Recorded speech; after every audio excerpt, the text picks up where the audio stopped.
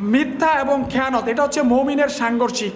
মিথ্যা, প্রতারণা, ধোঁকা এটা মুমিনের সাংঘর্ষিক। একজন মুসলমান কখনোই মিথ্যা বলবে না, ধোঁকা দিবে না, কাউকে ধোঁকা দিবে না, কাউকে মিথ্যা কথা বলবে না। মুসলমান সত্যবাদী হয়, মুমিন সত্যবাদী হয়, সে সবসময় সত্য কথা বলবে। ওয়াল্লাযীনা হুম লিআমানাতিহিম ওয়া আহদিহিম রাউন।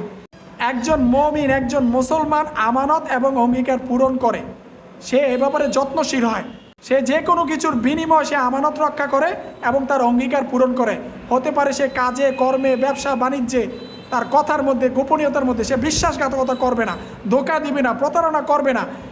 চাইলে সে মিথ্যা কথা বলতে পারে, চাইলে সে ধোঁকা দিতে পারে, প্রতারণা করতে পারে, কিন্তু আল্লাহর ভয়ে সে প্রতারণা করবে না, মিথ্যা কথা বলবে না।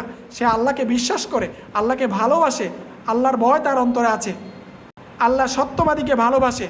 সত্য মানুষকে আলোর পথে নিয়ে যায়, আর আলো মানুষকে রহমতের দিকে নিয়ে যায়, আর রহমত মানুষকে জান্নাতের দিকে নিয়ে যায়। মিথ্যা মানুষকে ধ্বংস করে, মিথ্যা হচ্ছে অন্ধকারের দিকে নিয়ে যায়, আর অন্ধকার মানুষকে জাহান্নামের দিকে দিয়ে যায়।